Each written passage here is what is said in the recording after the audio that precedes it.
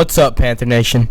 Welcome to the first episode of PSN, your Panther Sports Network, giving you all the ins and outs of everything Panther Sports. Diving right into it, we got big wins for both our JV teams. JV girls led by Coach Sheets and JV boys led by Coach Pennington. Congrats to both of them. Now on to girls varsity. Coach Collier really had them prepared early on. Got out to a pretty good start, I would say. But then going into the fourth quarter, they started to freak out a little bit. But they were able to hold on. McKenna, game MVP, she did a good job just getting the team together. The final score of that game was 43-39. Your Lady Panthers coming out on top. Yeah, I would agree. Now moving on to Tuesday's boys game against the Ray County Golden Eagles. We got off to a pretty good start. I wouldn't say too hot, but it was just like the girls' game, back and forth the whole game. We did have a lot of turnovers there in the first half. Going to the first half down by 2, but we really got things together. It did stink. Peter Shepard and Benjamin Barr were in foul trouble, so we had to use our bigs the best we could. Bubba Willis got in there. We did shoot 12 made threes, which really helped out, and we did end up pulling out the win, 60-67.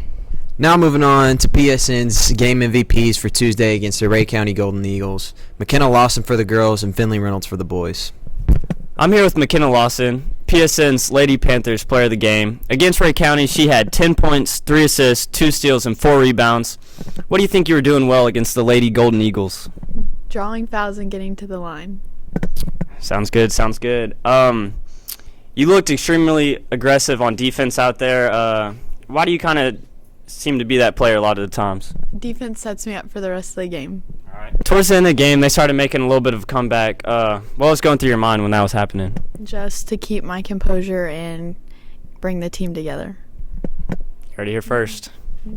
Ben Rodriguez here with Finley Reynolds. Finley Reynolds is PSN's game MVP Tuesday against Ray County.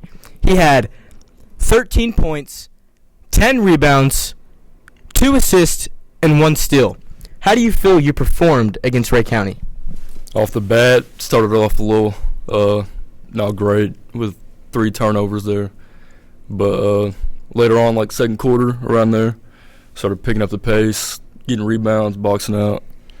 Yeah, as you mentioned, you did come off the bench this game, which you have been both bench player and starter. What do you feel about that? Do you like starting better? Do you like coming off the bench, keeping the momentum? How do you feel? It's no difference to me.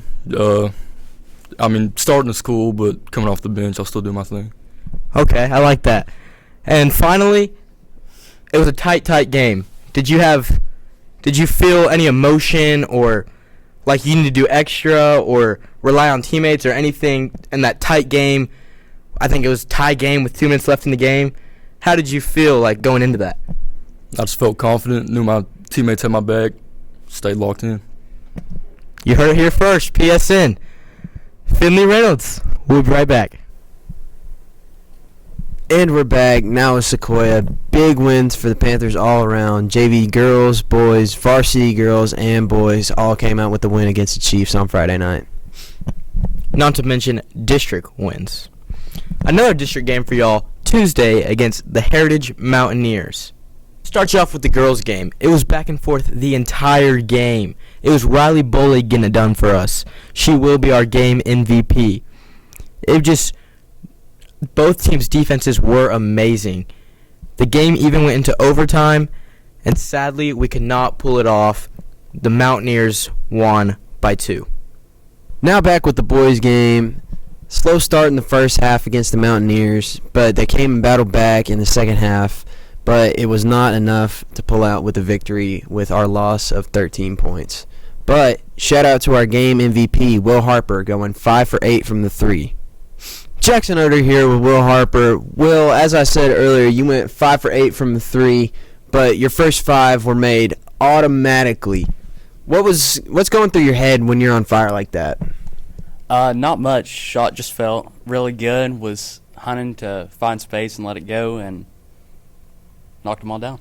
Heck yeah, that's what we like to see. I know y'all were down at half by 16. That's not a very ideal situation coming back into the game like that. What's going through your head to try and bounce back from that, try and get back in the game? Just chip away. We got a lot of time left, a lot of possessions. You can get back in it easy.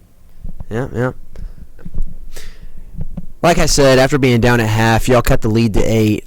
What's your strategy for getting back in the game at that time? Like, what are you doing? Relying on teammates? Trying to take shots for yourself? Just what's your strategy? Just trusting that we can stay in it. It's just believing that if we keep doing what we're supposed to and keep playing, we'll be fine. We'll come back. Yeah. What a play. Moving into Loudon, how are you feeling about that game? Super excited. That environment's amazing, and look to go in there and get a win. Heck yeah, Battle of the Bridge, be there. Passing over to you, Ben, with our girls MVP, Riley Bowling. Thank you, Jackson. Here with Riley Bowling, our girls' game MVP against the Heritage Mountaineers. You did have 10 points in the first half. What were you feeling? Obviously, that's pretty good. So what do you think was flowing for y'all in your offense? I think we just knew that we wanted to win that game, and we were passing, consistency. We were making shots, but I think mostly we were just all working together, and we weren't trying to 1v1 or 1v5. That's why we probably even played as good as we did, because we weren't trying to take them individually, and we were just playing together. Yeah, I like that. Y'all do have pretty good chemistry, if I'm not mistaken. Y'all seem like it on and off the floor. If I'm not mistaken, Heritage girls are second in the state in 3A. Did that come into play when y'all going into the game? Y'all have belief that y'all could win? What were y'all thinking before the game, knowing that? We knew that they had previously beat Upperman, and Upperman was a bad game for us. But we knew that they were the same as we are. They put on basketball shoes and they go out there and play, same people as we were. So we just knew it was going to be equal ball game as long as we played our best, and we did, and we cut it close. But just a hard loss ultimately. Yeah, it was tough. How did it play out? I know y'all only played 6 girls. Alex and Sydney did play at the end of the first half. But other than that, y'all played 6 girls the whole game. And even going into overtime, that's 36 minutes plus 4 at the end. Did y'all fight through fatigue? Did you feel the tiredness getting to y'all? What was going through that? I just think in practice, Coach Collier puts the 5 together that she knows we're going to play that game and the game leading up, and she just works us and we continually go. So I think when we practice for 2 hours and just continually without getting breaks, it just helps us push through stuff like that, because she knows she has 5 that she needs to rely on. So when we in practice, we push, and that just basically gets us ready for the games that we have to play. Yeah. And also, talking about overtime, y'all did tie it up at the very end for overtime, to force overtime. What was going through your mind through that? Was it more pressure on, or what? How were you feeling? It was just we knew we should have already won with little mistakes of whether it was missing layups or missing free throws. I mean, we missed 7 free throws and 5 layups, so that could have been ball game easily. It's just little stuff that could have made us win, and then going into overtime, we knew that it was going to be even harder, because Heritage is a team that looks to push and looks to take advantage of situations, so we knew we had to push even harder or it wasn't going to be easy and we were going to lose. But yeah. Yeah. Now knowing how that went, and especially going into overtime, what do you feel you can do better and what you'll improve on when you play Heritage for the second time, since they are in our district?